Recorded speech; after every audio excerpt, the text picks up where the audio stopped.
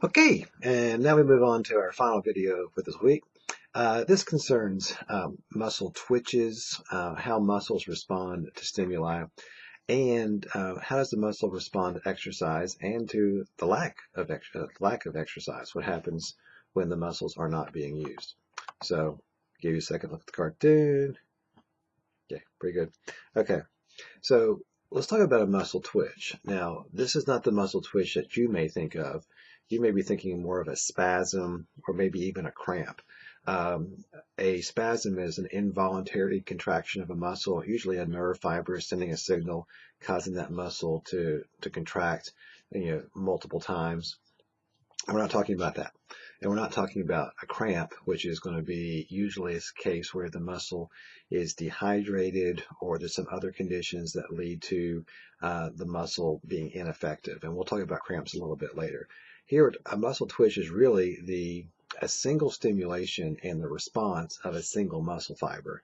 If you zap a sarcolemma, you zap the membrane of a muscle fiber, what happens? Let's look at that. This is showing you the phases. There's a lag phase, a contraction phase, and a relaxation phase. Okay, so here's how this works. Let's say here we have a stimulus. We're going to apply a stimulus to a muscle right here, and what we're seeing in this axis here, going this direction, is tension. Another way is contraction. What's the muscle's response? So notice we apply a stimulus here, and if you will, quote unquote, nothing happens for a very brief period of time, and then we see the beginning of the contraction, the beginning of the shortening. So what happens during the lag phase where there is this brief period where we don't see a contraction? You know something already about the processes of contraction in a muscle. If you apply a stimulus, what has to happen before actin and myosin begin to shorten? Or rather, the sarcomere shortens because of myosin pulling on actin. What has to happen first? There has to be the release of calcium. Calcium has to be released from the sarcoplasmic reticulum, and it's going to take a few milliseconds before the calcium spills out enough following a stimulus before you're going to have a contraction. So the lag phase, this is the time when calcium is moving out of the sarcoplasmic reticulum, and by the time we get to here, enough calcium is out, it's binding to troponin, which is moving tropomyosin out of the way. Myosin can now grab actin and pull. That now we begin to see the shortening that we associate with a contraction. And notice from here all the way up to here, the muscle fiber is getting shorter. That is the contraction phase. Then there's going to be the relaxation phase where the muscle is going to relax, that is, lose its contraction. Remember, muscle is extensible and elastic, and here, more about elasticity, the muscle can actually go back to its regular size following the contraction. So you see this is about 40 milliseconds worth. So from a stimulus, there's going to be a lag phase, a contraction phase, followed by a relaxation phase. Now, we'll talk about how muscles can contract stronger or how you can lift a heavier object more in class, but this is the general phase, the general phases of a muscle twitch. And again, this is a single stimulation leads to this response of a muscle fiber. A brief period of time where calcium leaves the sarcoplasmic reticulum, the contraction phase, and then the relaxation phase. And again, it takes, in this case, 40 milliseconds. So that gives you an idea of what happens with a single generic muscle fiber. However, we can look at some comparisons here. This is just showing you the same thing, a little more spread out, giving you a little more of a feel for comparison of different muscle fibers. So this is just showing you again, there's this lag phase. They're calling it a latent period. Latent and lag mean the same thing. A period of contraction and then a period of relaxation. And they're showing you for this particular generic muscle how the relaxation phase may take up to 100 milliseconds. So it could be a longer. reaction. So here we're asked to compare three different muscles. An extraocular muscle, that's going to be a muscle that moves an eyeball. In this case, the lateral rectus. So that it'd be the muscle on the lateral side of your eye that actually moves your eye in this direction. Makes you move your eye out. It abducts your eyeball. The gastrocnemius, you know where that is, calf, and the soleus is the muscle deeper to the calf. So what they want you to see here is the exact same thing. There's a latent period, a contraction period, and a relaxation period for all three of these muscles, but they look different. Here you see the eye muscle has a very quick contraction and relaxation cycle compared to the gastrocnemius, and then especially compared to the soleus. So I think I asked this question here, so let me pull it up here. So why would these phases be of different lengths among these muscles? Why would there be differences? Think about the response time required for an eye muscle versus a soleus. If you are reading a book, for example, and your eye is tracking across the pages, you need to have very quick periods of contraction and relaxation and contraction and relaxation. For a soleus, for a calf muscle, you're not going to be contracting it that quickly, that many times a millisecond, to where you really need to have a very, very, very fast recovery time. So this is just showing you the differences in the, especially periods of relaxation.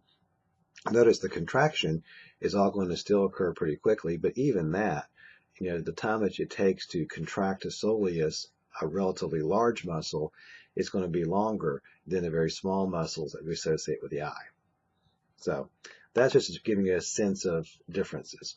But even then, not all muscles are going to be twitching at the same speed.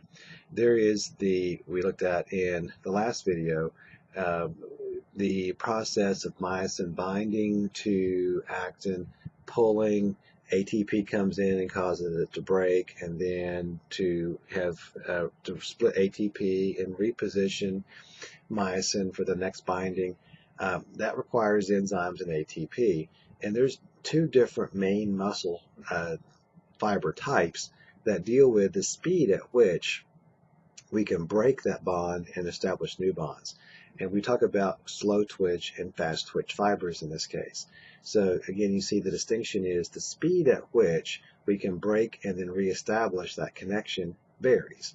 Some of our muscle is going to be slow twitch, and that means that it's going to have certain characteristics that we'll look at here. It's going to be resisting fatigue. It's going to have many mitochondria in this kind of muscle fiber. Many capillaries are going to feed this, and it's going to contain a lot of myoglobin, and therefore this is going to appear reddish. So when you think about slow twitch fibers, think about how that fiber is going to be able to withstand a workload. For example, if you are looking at a men's marathoner or a men's sprinter, which of them is probably going to have a higher proportion of slow twitch fibers in their leg muscles? Probably we're talking about a marathoner. The person can exercise that muscle for a long period of time. Why can they do that? Well, many mitochondria are going to produce many ATPs. Many capillaries are going to be bringing lots of blood, lots of oxygen. They're going to have lots of myoglobin. Myoglobin stores oxygen. Slow twitch fibers have the capacity to go for a long period of time, not explosive contraction cycles, but long periods of being able to have sustained contractions over time, and therefore the fibers have that ability or that adaptation to be able to go for long periods of time and be very successful with that. Versus fast twitch. Fast twitch is going to look quite different because it's going to have very few capillaries feeding it. It's going to contain less myoglobin, and it's going to look white. We said in class about dark meat and light meat. If you're looking at turkeys, for example, fast twitch is going to be the light meat, if you will. It's going to be fibers where it's going to be very few mitochondria, less myoglobin. It's going to have a different anatomy, it's also going to fatigue more easily because it has less mitochondria, and therefore this is going to give you a lot of very quick, explosive cycles of contraction and relaxation, but then fatigue pretty easily. So think about a sprinter.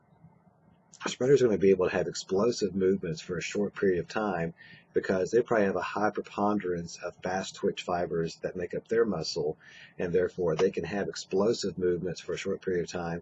But the marathoner is not going to be able to do the same thing, nor can the sprinter be a very successful marathoner. They're going to have differences in their physiology, which is going to account for differences in their ability to compete in different events. For most humans, we're going to have a pretty good mixture of slow twitch and fast twitch muscle fibers intermixed that make up our skeletal muscles, roughly 50-50. Now, there can be genetic differences to where you have a higher proportion of one type or the other, but for most of us, it's going to be pretty close to 50-50, and training is not going to convert fast twitch muscle fibers into slow twitch ones. Think about that.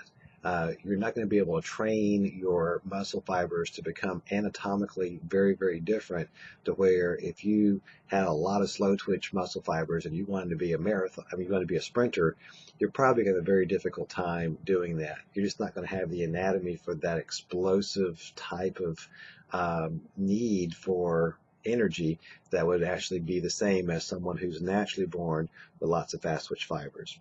You can train within the ability if you with what you have, but you're not going to become, if you're a marathoner, you probably won't become a sprinter and vice versa. This just shows you the difference in if you're looking at a muscle section. The reddish ones here, again, here we go, are going to be slow twitch, high in myoglobin, so they're going to appear darker or redder. All these here, the pinkish ones, are going to be lighter because they're going to have less myoglobin, and these are going to be the fast twitch fibers. There's actually other differences you'll see in your book: slow oxidative, fast glycolytic. That gets into how these fibers actually access and use energy. We'll talk a little bit about energy in class, but we won't do it right here. I want to end with looking at how exercise affects muscle, and also what happens if you don't exercise. We have to keep in mind that there's really two major kinds of exercise that can influence muscle physiology. Making muscles more efficient. If you were to look at an exercise type that allowed you to make muscles more efficient, what kind of exercise would that look like? That's going to be aerobic activity. That will allow you to produce more capillaries, may improve the ability of muscles to use oxygen for a sustained period of time. So aerobic activity that requires a lot of blood flow is going to be an activity that's going to make muscles more efficient over time. If you're training for a race, let's say you're going to run a 5K or a 10K, you're not going to run a bunch of sprints. You want to try to run some sustained runs so that you build your body's capacity, you increase the blood flow to the muscles so that you can actually have more oxygen delivered to those muscles when you need it. What about making muscles larger?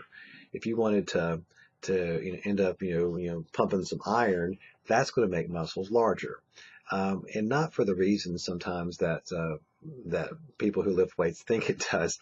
There's a lot of debate actually still among physiologists about what exactly is happening to make muscles larger. We make muscles hypertrophic. That's the term we use here, hypertrophic muscles.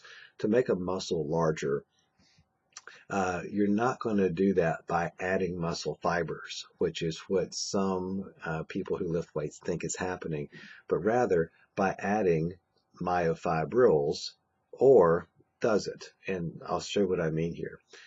Whenever you lift weights and you stress your muscles, you actually are creating some what's called myotrauma, some small tears, small tissue damage when you're lifting heavy weights. Okay, you actually have satellite cells. These are cells, and they show one, it's kind of really hard to see here, called a quiescent satellite cell. It's going to be a cell that's outside of the muscle fiber. When you have myotrauma, these satellite cells become activated. It's kind of like, and bear with me, it's kind of like you're going to have the osteoblast, preparing broken bone. These satellite cells are sort of like that they're going to help repair broken muscle fibers. They are going to respond to the sites where you actually had some micro tears in those muscle fibers. The satellite cells are going to do a few different things. For our purposes, you can think of them as being integrated into the muscle fiber, and in some cases, they're going to stay in there, and they may actually stimulate some extra protein growth, which will make that muscle fiber bigger. Now keep in mind what I said. We did not add muscle fibers, but the satellite cells help make the muscle fiber bigger by increasing the protein as well as by increasing the size by adding in cells into that damaged, in this case they say damaged myofibril, it basically into the muscle fiber. So you see here also these satellite cells are going to help produce new myofibers, and that's where it gets a little controversial.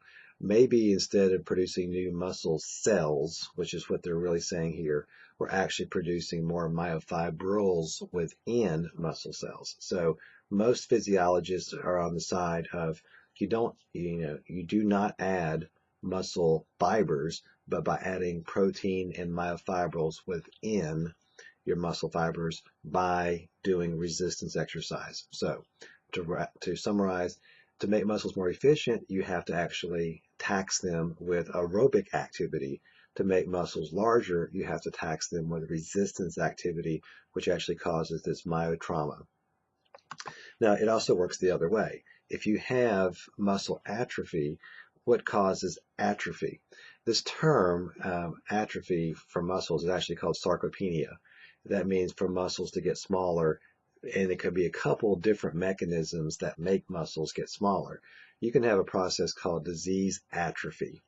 That is, if you have a muscle that is not being used very much. Let's say you have a normal biceps muscle here and you break your arm, and now you're not using your biceps very much at all.